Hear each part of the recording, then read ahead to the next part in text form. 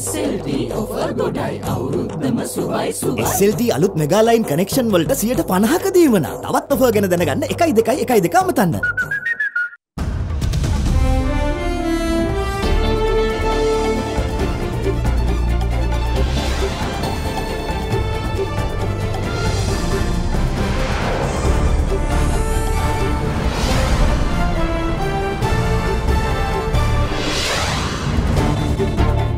Tonight, heating up, dry weather continues to batter Sri Lanka with Vavuniya recording a scorching 37.7 degrees Celsius.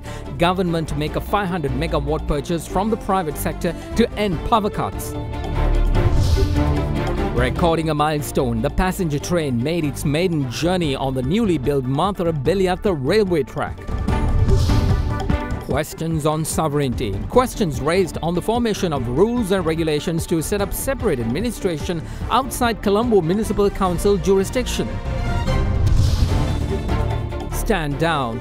EU calls on Sri Lanka to maintain moratorium on death penalty tonight, Monday, the 8th of April 2019. From AdaDerana, this is AdaDerana First at 9 with Ndivari Amuwata and Mahesh Jani. Live from Studio 24 in Colombo.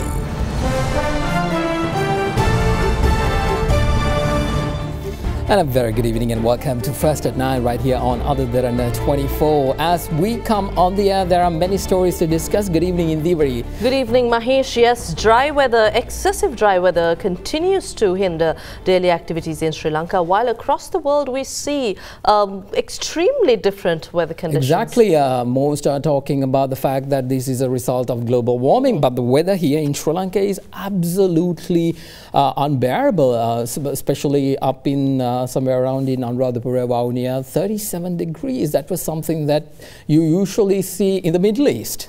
Certainly, and in Colombo too, we've been experiencing a lot of hot, excessively dry weather and heaty conditions, especially with the sun overhead directly over Sri Lanka. But questions on power management. Power purchasing and power management. Indeed. We see this continuously happening regardless of whether it is dry weather or whether it is the cold, rainy season. So what is really our problem here? What we usually see is during the dry spell, which is usually from February, March, April, June, May, June, we see the fact that we continuously hear from our authorities and officials saying that it's dry, there's no water to generate electricity. But down the line, during the time where there is so much of rain, the dams has to be spilled out and the water is sent away. There is still no mechanism or a study done where we can actually use that excess amount of water during the time there is proper rain and use it at a time when we don't have that. I think this also takes us back to the dams built by our ancient and greatest kings, where Indeed. these dams were built to secure rainwater for periods where dry spells as these are imminent, and of course that was a long-term vision by our ancient kings, and our governments I think will have to have read the history books perhaps.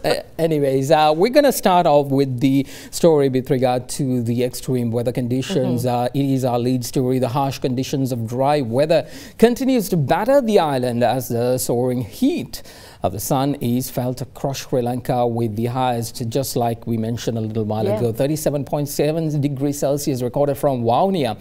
Now, extending their heat advisory until tomorrow, the Department of Meteorology said that the temperature felt on the human body is expected to increase up to a level of extreme caution in most parts of the northwestern, north central and eastern provinces. This is exactly why we also say that we need to keep ourselves hydrated, drink a lot of water, and keep out of the sun. At the same time, as I mentioned before, when the heat has been brutal to Sri Lanka, heavy rains and severe thunderstorms are impacting other parts, the other side of the world, particularly the United States, with a powerful storm expected to threaten its central parts on coming Sunday. Due to the sun being directly positioned over Sri Lanka, the country will experience scorching heat for 10 days until the 15th of April. Accordingly, the sun was directly placed over Jayala, Ganemulla, Anguruvella, Dambagolla, Ambanporuwa and Kottagoda at noon today. In its heat advisory extended until tomorrow, the Department of Meteorology said that the temperature felt on the human body is expected to increase up to extreme caution level in most parts of the northwestern and north-central provinces, as well as Colombo, Gampaha, Mena, Vaunia, Mullaitivu and Monoragala districts. The highest temperature recorded in Sri Lanka during the past 24 hours was from Vaunia, which was a scorching 37.6 degrees Celsius. Amidst the dry weather conditions, the department said that showers or thundershowers will occur in the parts of Sabaragamuwa, central, southern, western and Uva, as well as the eastern province. Speaking to First at 9, Assistant Director of the Disaster Management Centre Pradeep Kodipilli said that the Disaster Management Centre has taken all necessary measures to ensure the safety of the public. Yeah, for the moment, more than 350,000 people been affected in 13 districts around the country. As for the heat conditions, we are thoroughly warning the people with the help of health department to drink a lot of water and not to go to the heavy sunlight as well. The Ministry of Disaster Management that they have taken all the actions, especially supplying all the houses and the other equipment such as the water tanks and other relevant equipment to the vulnerable area. So more than around 300 water boats has been deployed to provide the water for these people. All the district secretaries have been funded with 1 million rupees initially, but the pumping of the money is continuously done as per the requirement by the district secretaries of the vulnerable district. District Disaster Management Coordinating Unit completely deployed for 24/7. Basically, all the vulnerable communities could contact. We were talking about the dry weather, and this story is also about the dry weather. We were speaking about water catchment areas and dams. Hydropower generation in Sri Lanka has reduced to some 10% from a usual supply of 30% on a monthly basis due to this dry weather. In a backdrop where the country is facing a 340 megawatt power shortage to fulfill the daily requirement of 2,250 megawatts, Minister of Power and Renewable Energy Ravi Karunayaka today revealed that the decision has been taken to purchase 500 megawatts from the private sector as a measure to resolve the country's electricity crisis. Indeed, now the minister also urged the public to use electricity prudently, as the government is not yet is capable of meeting the daily power requirement. Now, Minister Karunayaka made these remarks speaking to the heads of media institutions this morning. As a measure to end the ongoing power crisis, the Minister of Power and Renewable Energy, Ravi Karunayaka, said that a decision was made to purchase 500 megawatts of electricity from the private sector. Due to the prevailing dry weather conditions, the capacity of power generating reservoirs has rapidly decreased, with the country's 30% supply from hydropower generating sources dropping to a mere 10.7%. Accordingly, Sri Lanka is running short of around 340 megawatts of power daily from the full requirement of 2,250 megawatts. Meanwhile, addressing a meeting of the heads of media institutions today, Minister Ravi Karunayaka stated that the cabinet has given its go-ahead to purchase 500 megawatts of electricity from the private sector.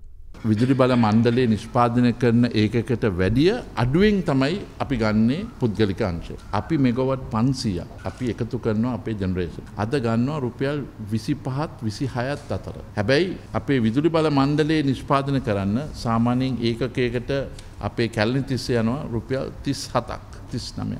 දැන් ඒක මිත්‍යාවක් තියෙනවා විදුලි බල මණ්ඩලයේ නිෂ්පාදනය කරාම මේකේ වියදම අඩුයි. පුද්ගලික අංශයෙන් ගත්තාම මේක වැඩි. නෑ කිසිසේත්ම වැඩි කරන්න ඉඩ දෙන්නේ නැහැ.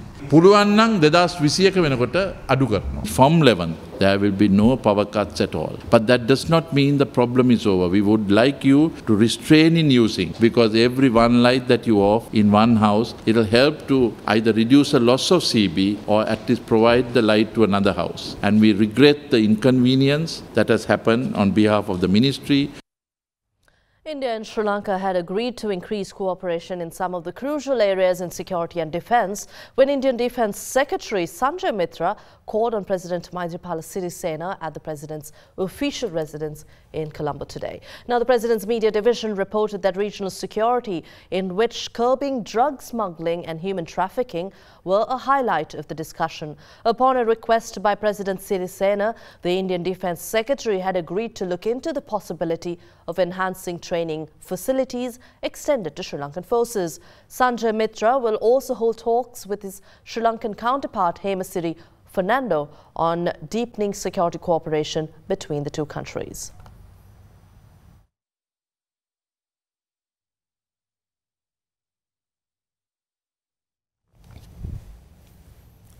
Well, in other stories we have for you tonight, the Colombo Port City project, which is expected to be a key player in China's ambitious Belt and Road Initiative and attract foreign investment in Sri Lanka, has been given the green light to set up a separate administrative unit outside the Colombo Municipal Council's jurisdiction.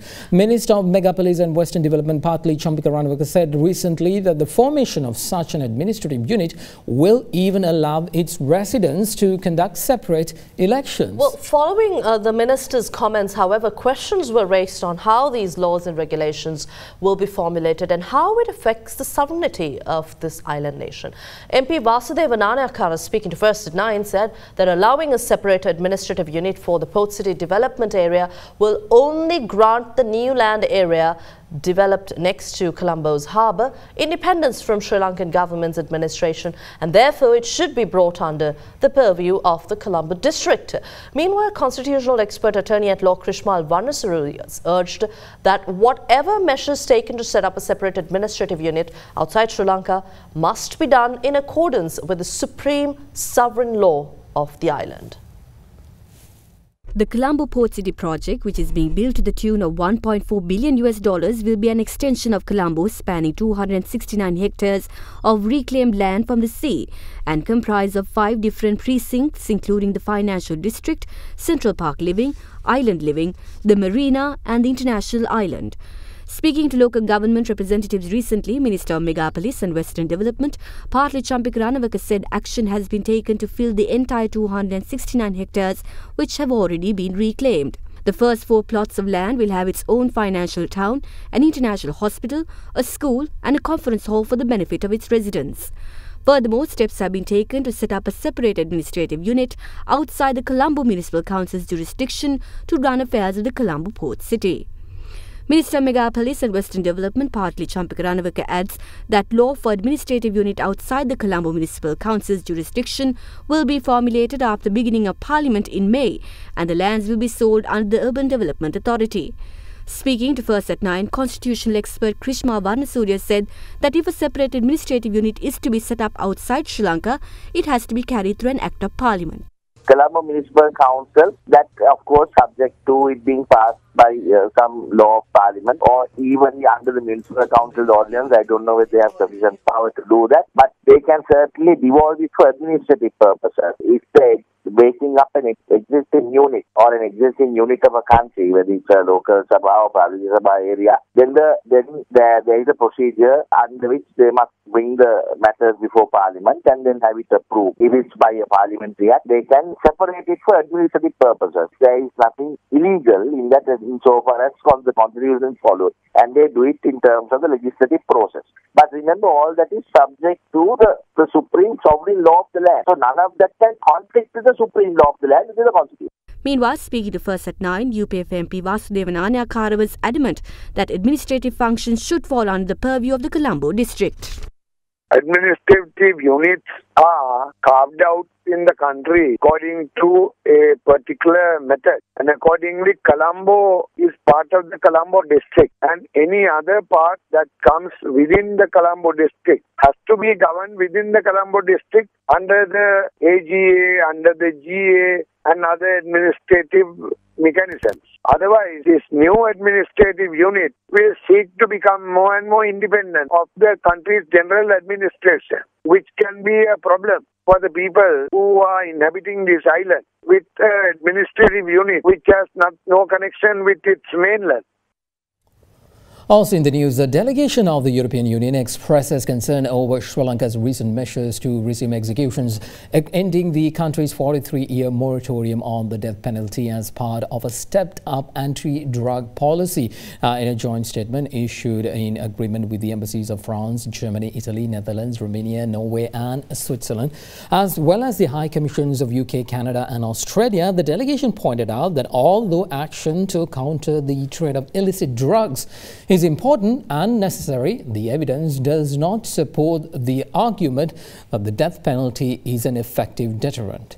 The EU statement said that more than 2/3 of countries around the world with a variety of legal systems, traditions, cultures and religious backgrounds have either abolished the death penalty or do not practice it, as it is an unacceptable denial of human dignity and integrity. In this context, the European Union offered to share their experiences in addressing the threat posed by drugs in Sri Lanka. The EU delegation concluded its statement urging the government of Sri Lanka to maintain its moratorium on the death penalty in line with the government's vote at the 73rd United Nations General Assembly in December last year.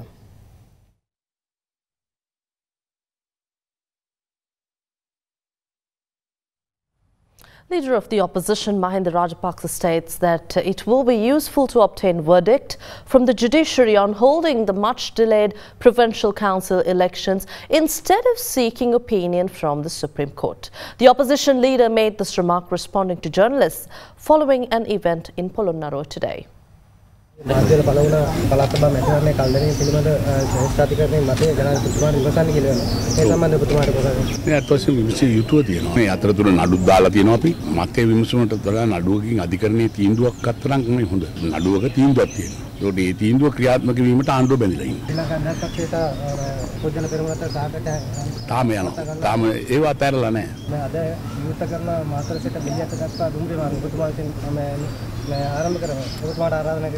මට ආරාධනා කරා ඇත්තටම මේ සුතිවන්තත් වෙන්න ඕන අර්ජුන රණදුන් ආත්මයට මොකද එතුමා පෞද්ගලිකවම ඇවිල්ලා ආරාධනා කරනවා. නැස්සේ දැන් අර ජෙනරේටර් ගෙනලා ඒවා වැඩ කරන්නේ නැහැ කියන එකක්.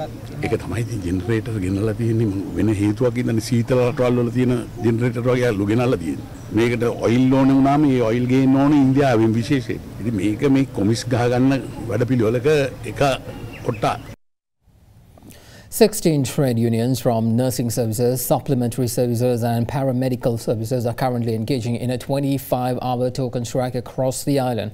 The strike is based on 10 demands, including creating a professional salary grade for graduates, providing promotions every 6 years, as well as the expansion of health administrative services. However, the strike is not carried out at the Apeksha Cancer Hospital in Maharagama, Lady Ridgeway Children's Hospital, Castle Street Hospital for Women's and the De Soisa Maternity Hospital. Essential services within all hospitals are continuing. The strike will continue until 8 a.m. tomorrow.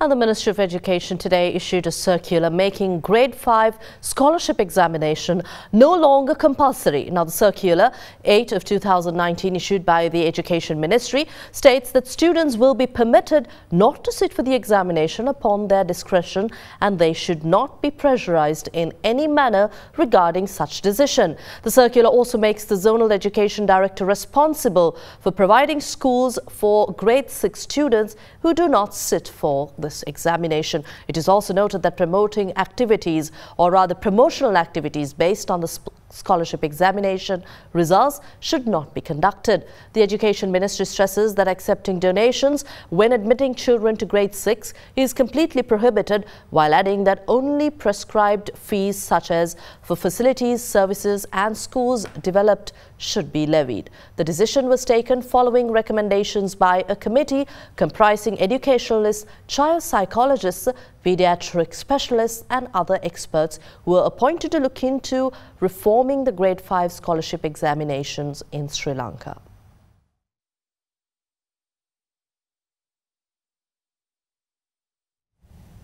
Now, in one of our headline stories, marking another milestone in Sri Lanka Railways history, the Mathura Beliatha railway line, constructed to the tune of $278 million was declared open today. Now, the newly constructed Mathura Beliatha section of the track is 26 kilometers long and will be accompanied by 4 major railway stations and 2 substations. A special ceremony was held under the auspices of Transport and Civil Aviation Minister Arjuna Ranathunga under the theme New Road to Southern Sri Lanka.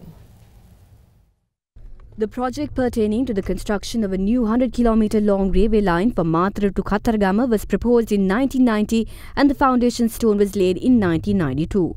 In 2005, the project of the Southern Railway track was further developed to extend it up to Belyatta.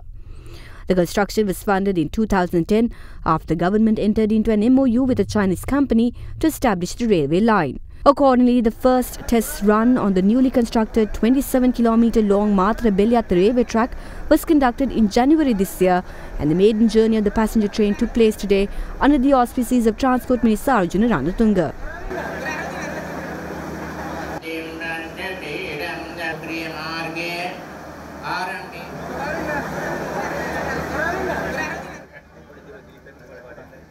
In line with the inaugural ceremony of the Matra-Belyatta railway line, new railway stations at Piladuwa, Weherahena, Kakinadura, Bambaranda, Veuran-Kannala and Belyatta were declared open.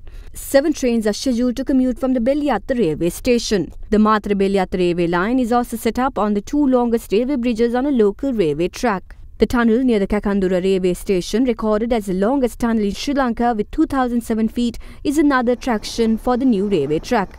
The project was a result of a commercial agreement between the Transport Ministry and the China National Import and Export Corporation Limited in 2010.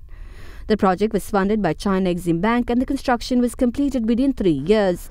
The ministry had deployed an 8-compartment air-conditioned train with the S12 brand engine which can maintain a speed of 120 km per hour. As a result, the commute will take only 20 minutes to reach Belyatta from Matra. The official ceremony took place at the Belyatta railway station upon the arrival of the train. I'm happy that all of us got together for a rural development program void of party differences. Everyone wishes the development of their own village. Both the President and the Prime Minister told me to develop the railway lines from Belyatta to Hambantota and Hambantota to Kathragama as soon as possible. This morning, when I was on my way from Matra to Belyatta, and I saw a lot of local residents.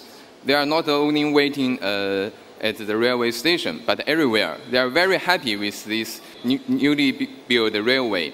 And from their face, their smile, their eyes, I can see their desire to explore the outside world as well. So I think that's something in common between the 2 countries and the 2 people. Meanwhile, a tense situation occurred following a protest organised by a group of Sri Lanka Podujana Peramuna members at the Belyatta railway station.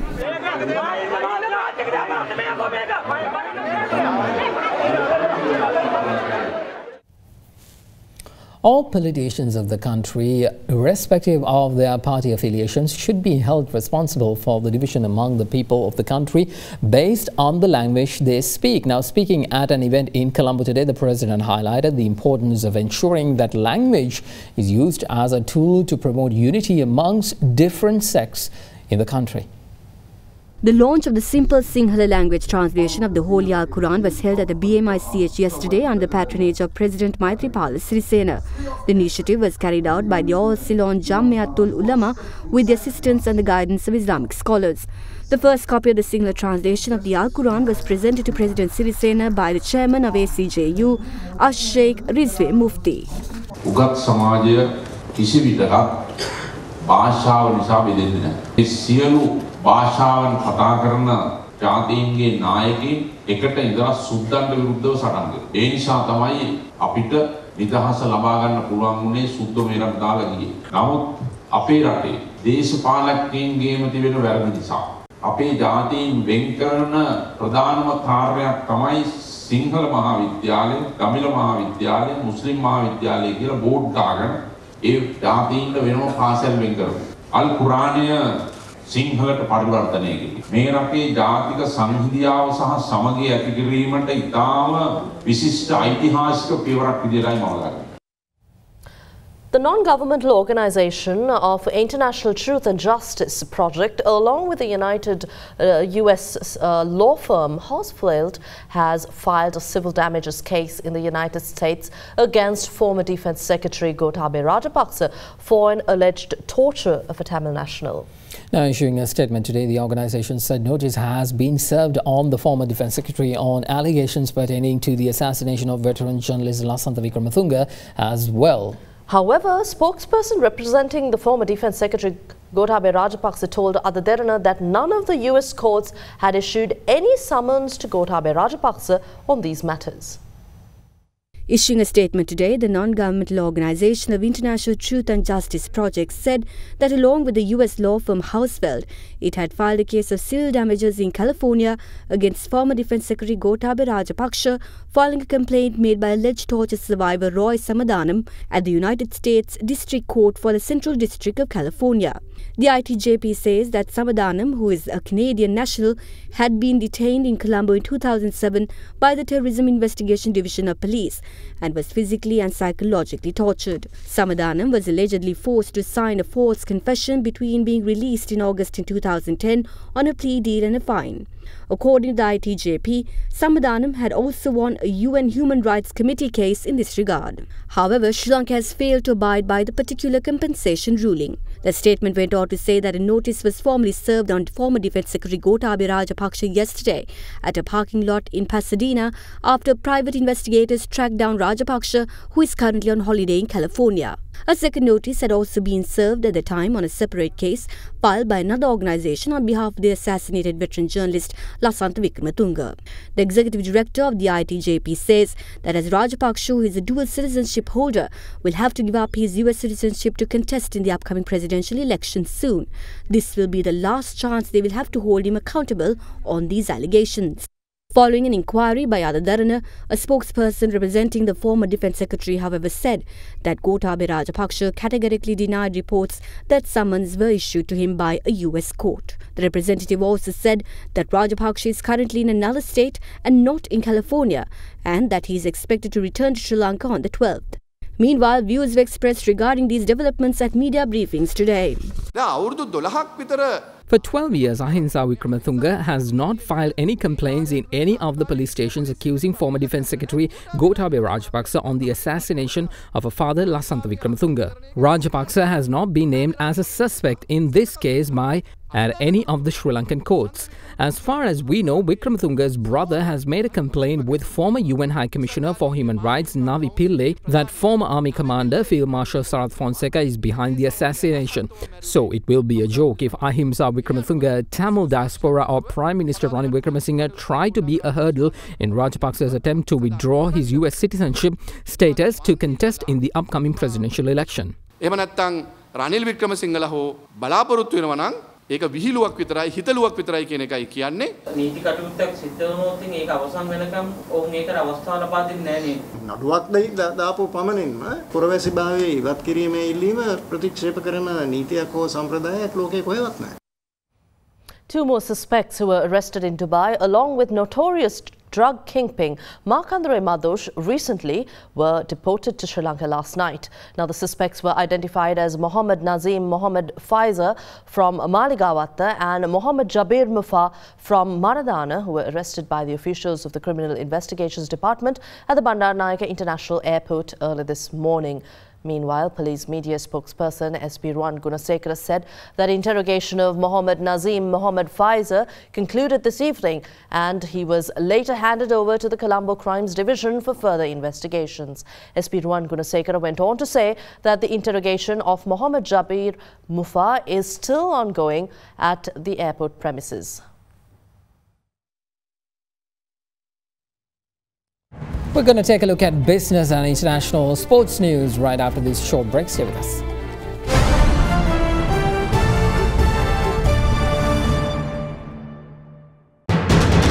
You are watching Sri Lanka's #1 news channel. This is AdaDerana 24.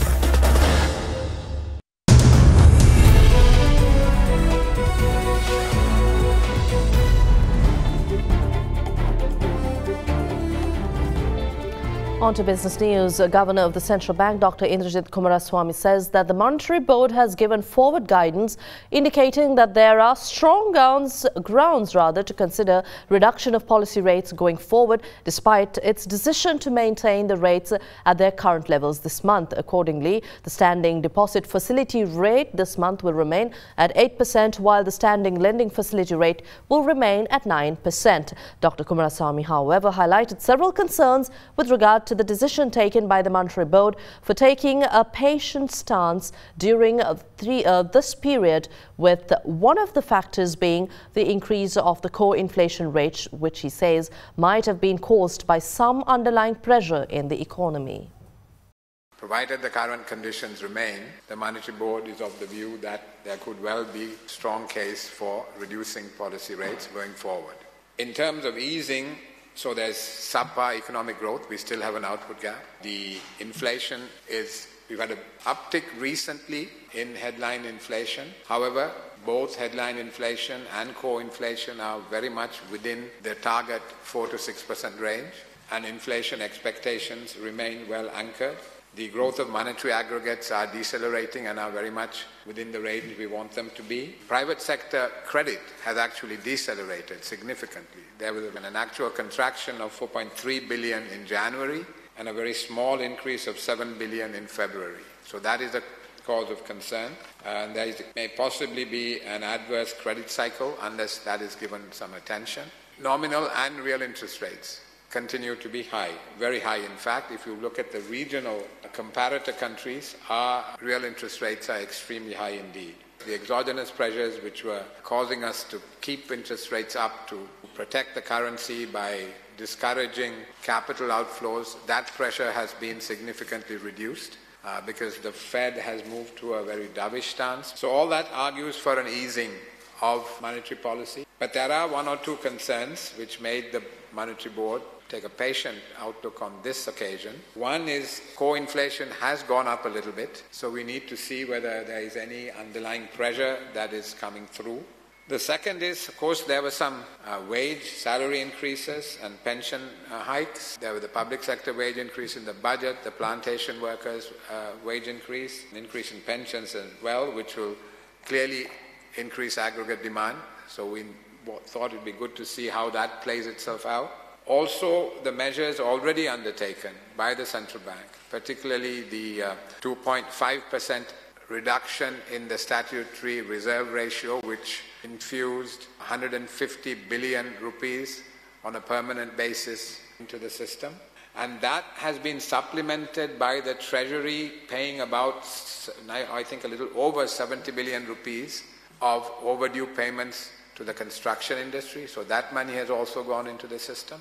On top of that, the margin requirements that were introduced to curtail motor vehicle and non-essential imports last year to take the pressure off the trade account, which was in turn putting pressure on the currency. In the budget, the margin requirements were taken off, and instead the excise duty was increased to achieve the same objective.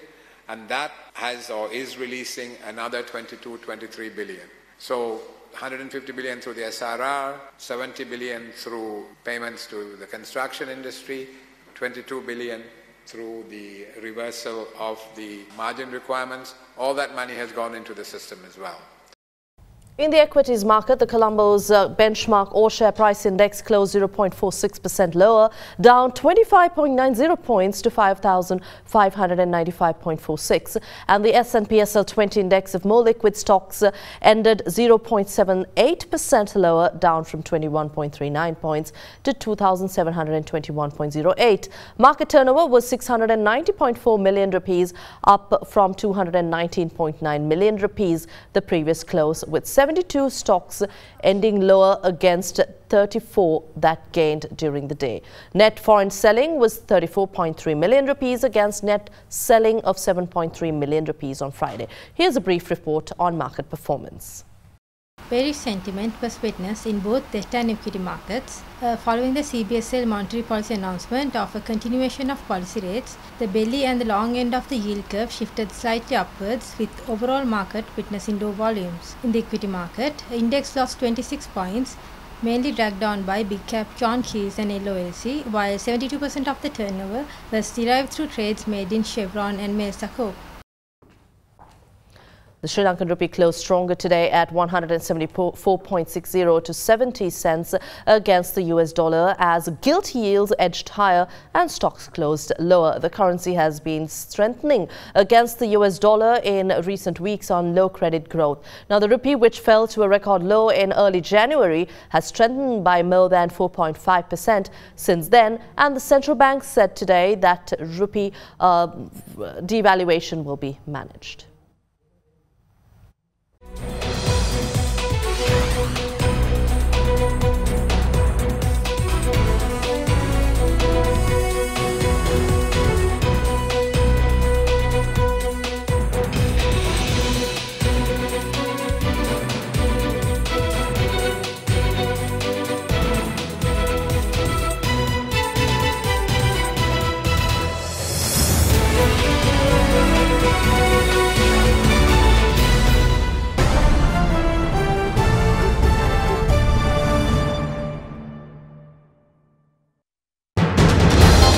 Are watching Sri Lanka's #1 news channel.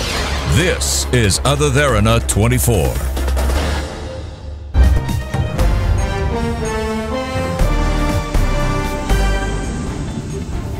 International news now. Foreign Minister of Pakistan Shah Mahmood Qureshi says that it has reliable intelligence that India is planning a military attack this month, something India dismissed as war hysteria. Already tense relations between the two deteriorated this year when Pakistan-based militants killed dozens of Indian troops in Indian-administered Kashmir. The aerial attacks in February across the line of control dividing India and Pakistan territory in Kashmir were the first since a war in 1971. Both nuclear-armed nations claim all of Muslim-majority Kashmir, but only controls parts of it.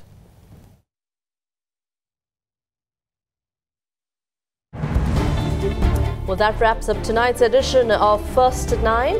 Do log on to www.adaderana.lk for the very latest and drink a lot of water. Keep yourself hydrated. I'm Devarya Muatha. And I'm Mahesh Johnny. Have a good night.